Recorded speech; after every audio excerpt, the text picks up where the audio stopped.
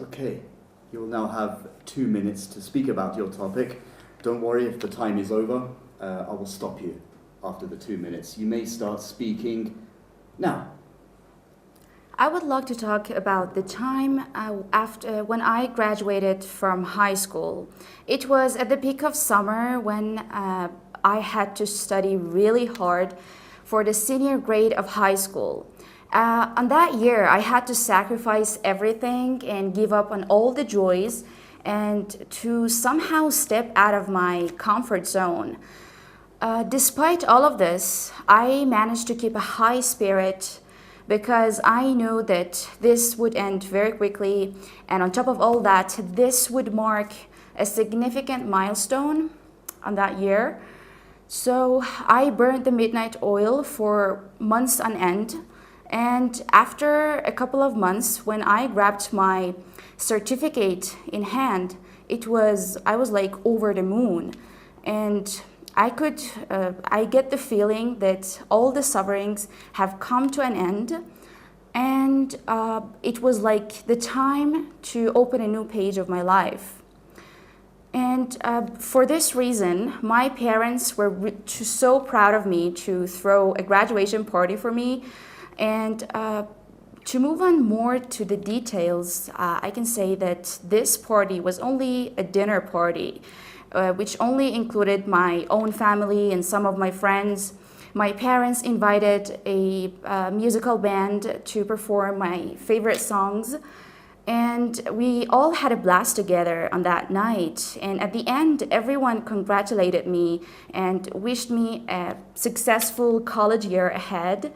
And I was really proud of myself on that night, which marked an indelible moment for me that I will treasure forever, I think.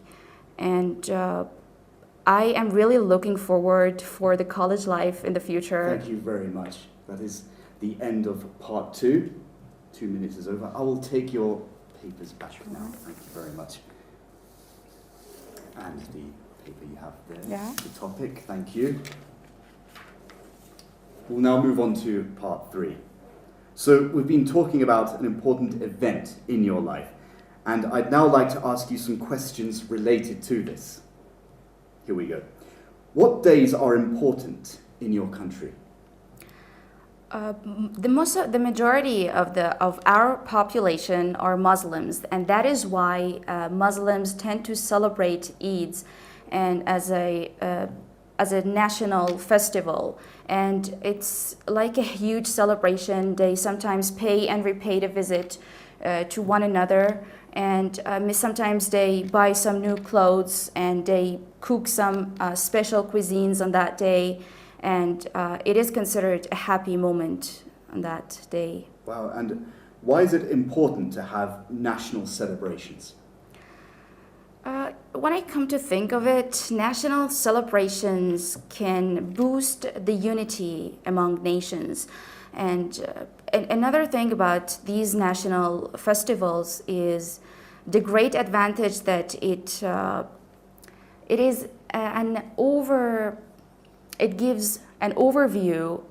reflects an overview of the attitude of gratitude and enjoying every thing that we own, everything we have, instead of the things that we don't or that we want in the future.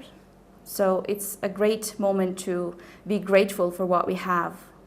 And how is the way your national celebrations are celebrated now different from the way they were celebrated in the past? Actually, I am not very into the celebrations that have happened, that people used to have in the past, but about today, I think people tend to care a lot more about some private parties that people in the past didn't used to have. It's something that people in the past, I think, used to celebrate more indoors, whereas today people are celebrating outdoors with their friends. Like teenagers, they are more reluctant than ever to celebrate these national festivals with their family members or relatives. They like to have their own independent lives and enjoy themselves independently. Okay, and are there any celebrations from other countries that you celebrate in your country? Absolutely. Recently, we can easily see that people are celebrating some celebrations that are not part of their culture. Like, for example, Valentine's Day or the Halloween's Day. They are not part of our culture. And despite all of this, they are celebrating it at a large scale. Right, and what are the benefits of having events that many people around the world are celebrating on the same day? In my opinion, there are a lot of positive aspects involved in this global events. It reminds us of the fact that we are all the people around the world are humans, and we all have the same values, no matter what race, religion, entity, or no matter who we are. We are all sharing this world together to celebrate together. And do you think any new national celebrations will come into being in the future? It's a good question. I would say yes, because we have seen so many celebrations that have been added to our daily lives through history. And the future is not an exception. We can expect any new festival to be added in the future. Okay, thank you very much. That is the end of the speaking test. Everything is spot on. Your use of grammar is very much like a native speaker. The way you use it and your vocabulary is absolutely, that is spot on too. I like the way you use it. Your use of vocabulary is very wide. It's got a great variety.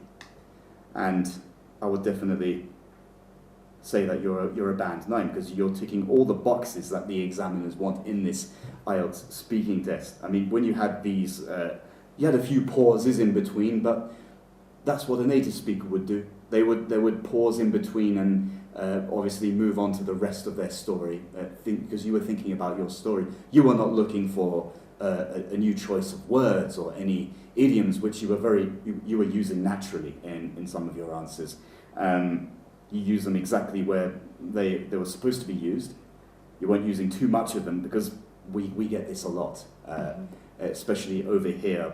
We have a lot of examiners saying the more idioms you use, the better. That's going to give you points. That's not the case at all. The examiner doesn't want to see someone talking more complicated.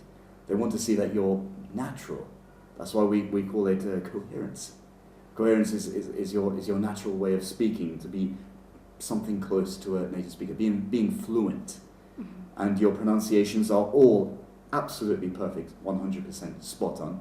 So you really don't have any trouble gaining this band 9. You are naturally a band 9, and you're speaking loudly. That obviously helps a lot. If I was going to tell you to be any better than you are now, make any improvements for this test, I would say just speak slightly slower to just to keep eye of the time or think about the time, because obviously you have 2 minutes to speak in part 2, and part 3 there are questions, but if you answer these questions too fast, then you're going to obviously limit yourself, and it's just better maybe to stick to the first 3 answers and think what you're going to say more, just elaborate on it more. That's all you have to do. I mean, I wouldn't say go after more vocabulary. I wouldn't say work on your grammar, because they're all spot on, they're all perfect, and you're very articulate. You're very completely crisp, understandable. And is there any questions you'd like to ask? No, thank you. About the coherence and the fluency, was it fine? The fluency, that's what I was saying.